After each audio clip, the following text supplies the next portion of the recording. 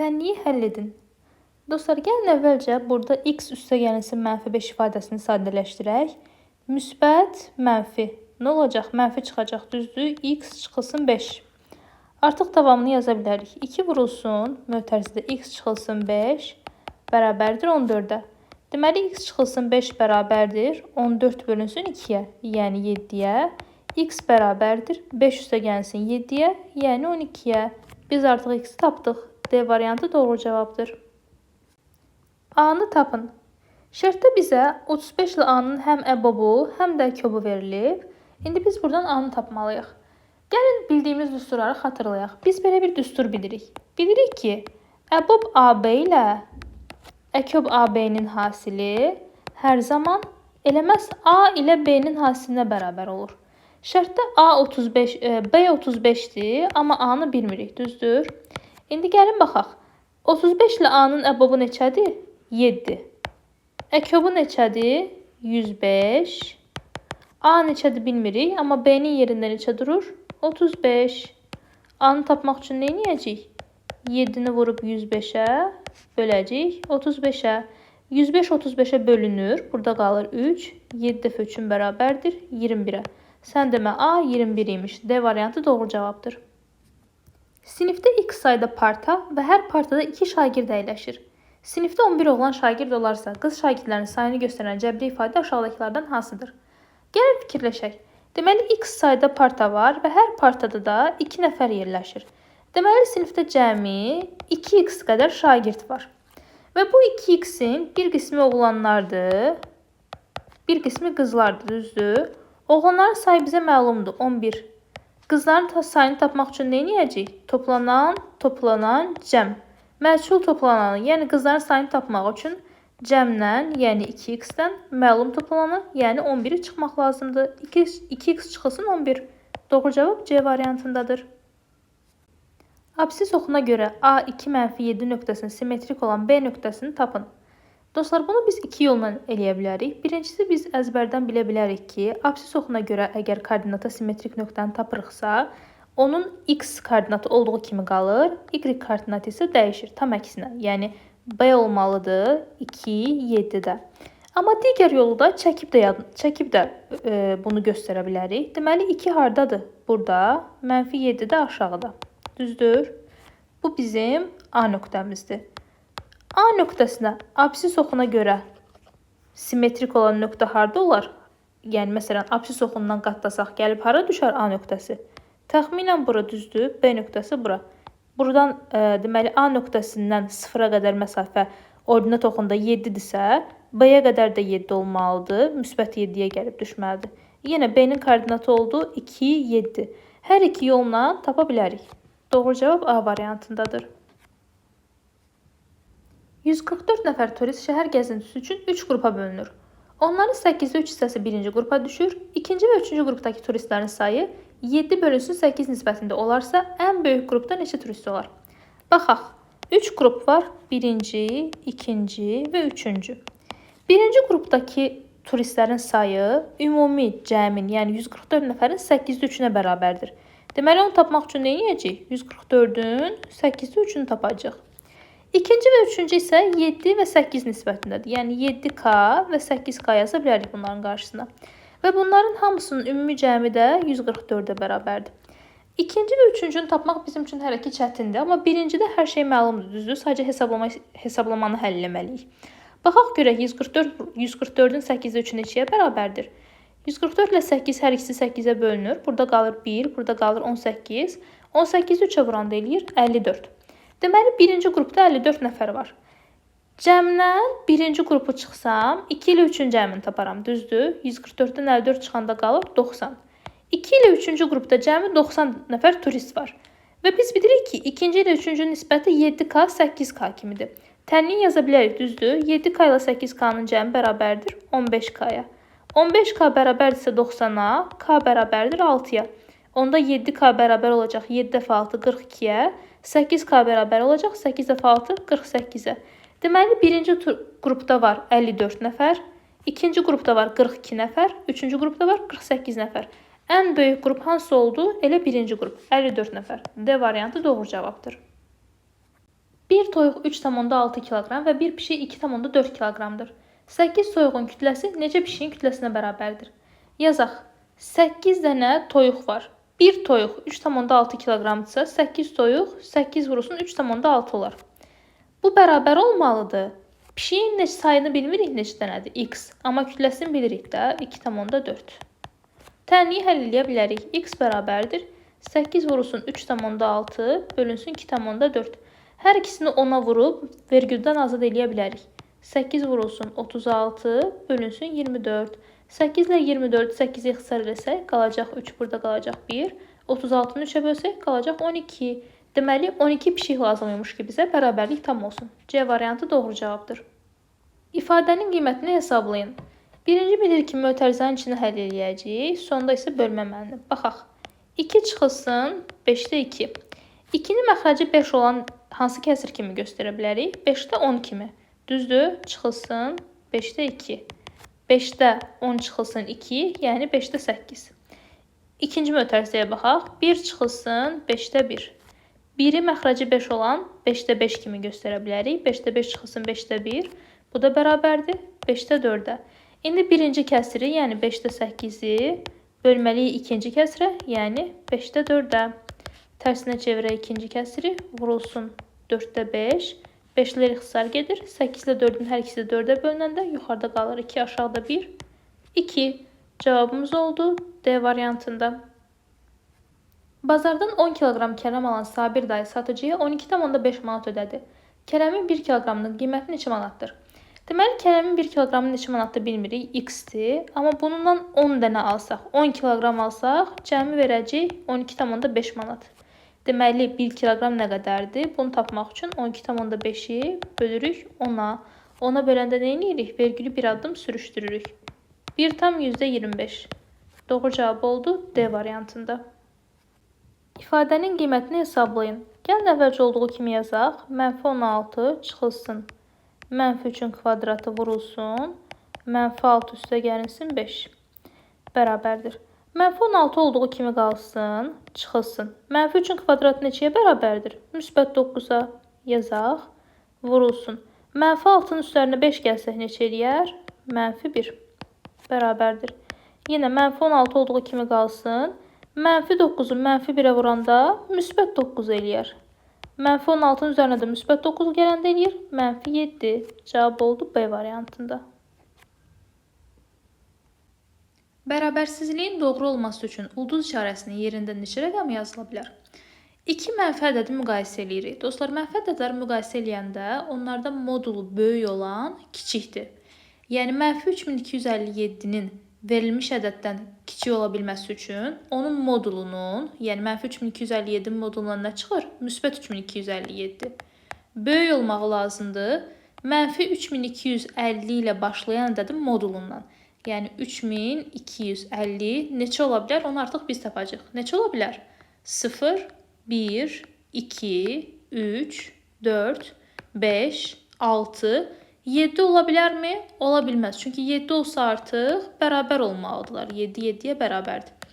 Deməli, cəmi 7 rəqəm yaza bilərik. D variantı doğru cavabdır. Ədədi 1,8 dəfə artırsaq, ədəd neçə faiz artar? Düşünək bir x ədədimiz var. Onu 1,8 dəfə artırmışıq. Olub 1,8x. İndi neçə faiz artıb? Bunu hesablamalıyıq.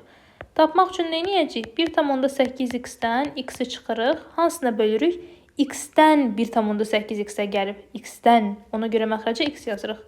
Vurulsun 100%. Baxaq. 1,8x-dən x çıxanda qalır 0,8x. Bölünsün x. Vurulsun 100%. X-lər ixtisar getdi.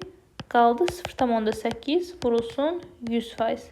Bu da bərabərdir 80%'ə. Cavabımız oldu C variantında. 4'də 27 kəsirini onluq kəsir şəklində göstərin. Bunu tapmaq üçün nə edəcəyik? 27 bölünsün 4 yaza bilərik, düzdür? Çünki kəsir işarəsi həm də bölmə işarəsi hesab olunur. İkincində 4 yoxdur. 27'nin içində 4 6 dəfə olacaq. 6 dəfə 4'üm eləyir 24.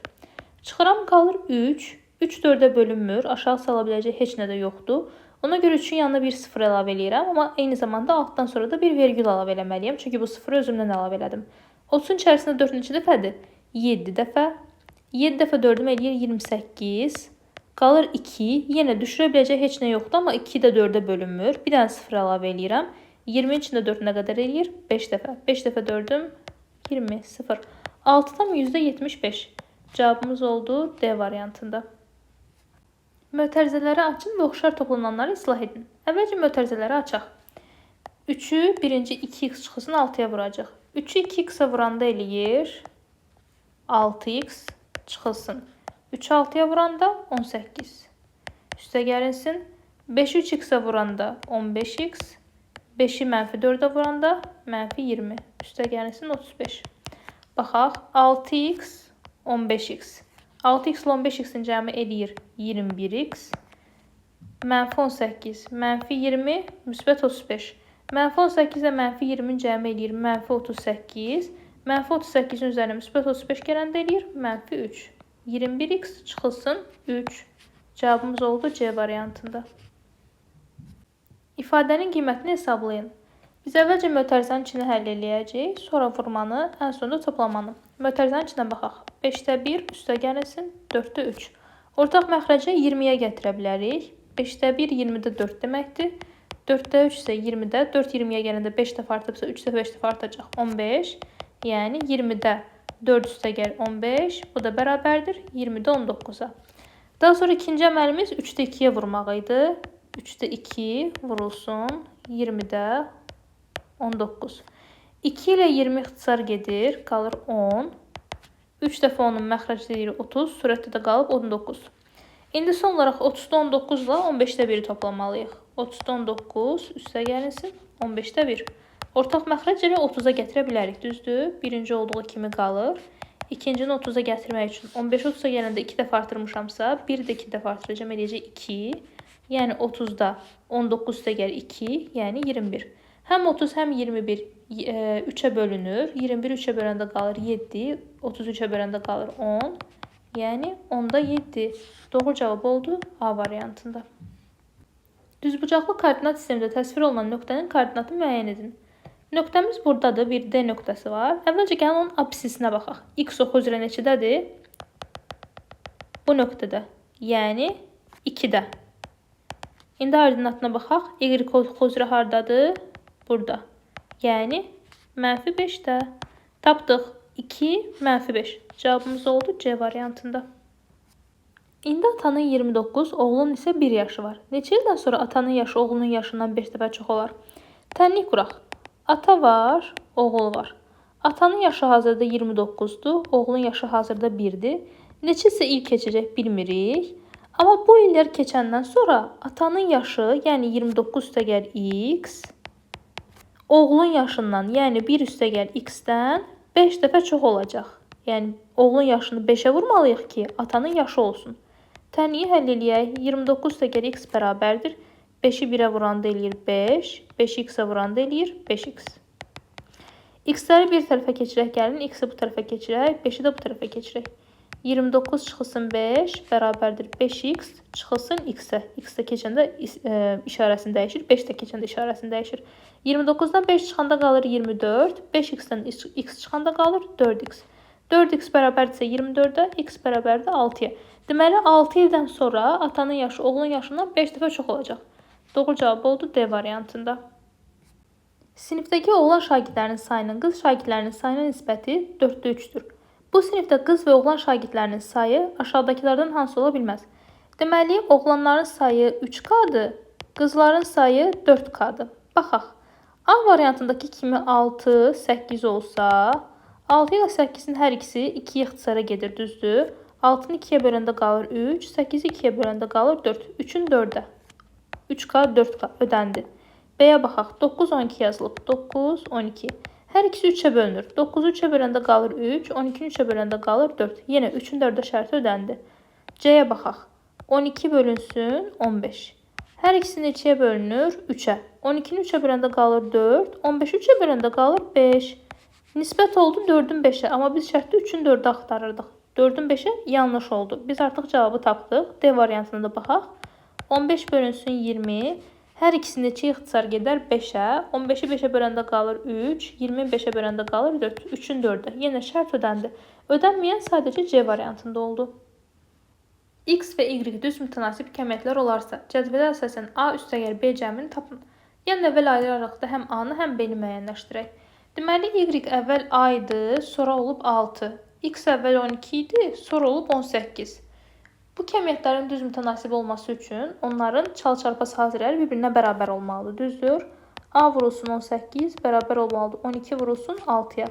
A-nı tapmaq üçün 12-ni 6-ya vurub 18-ə bölməliyik. 6 ilə 18 gedir, qalır 3. 12-ni 3-ə böləndə qalır 4. A-nı tapdıq, 4. B-ni tapaq indi. Məsələn, Y 6-dan keçib 8-ə, X isə həmin vaxt 18-dən keçib B-yə.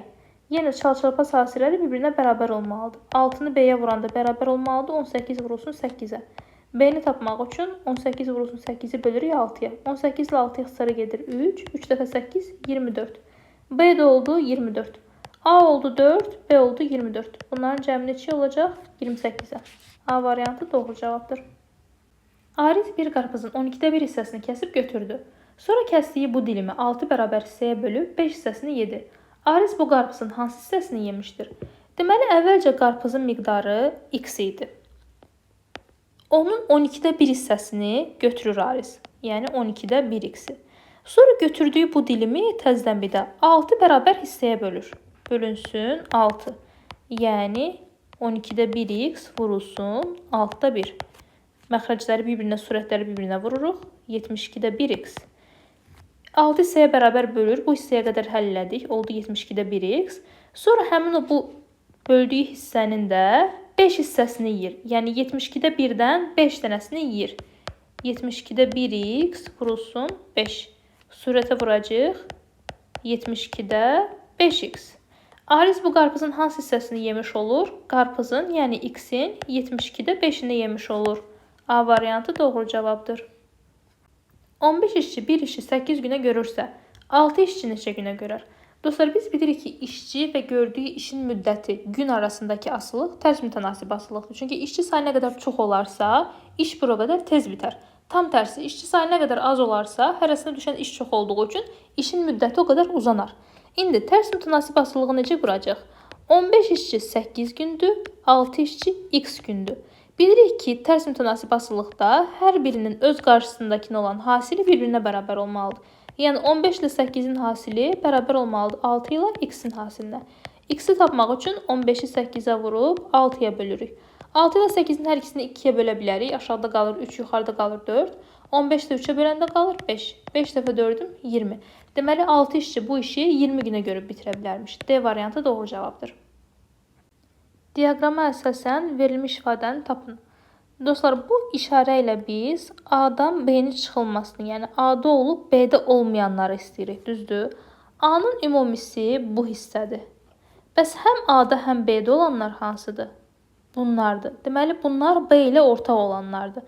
Biz A-dan B ilə ortaq olanları çıxsaq, bu hissəni çıxsaq, yəni hansı hissə qalacaq?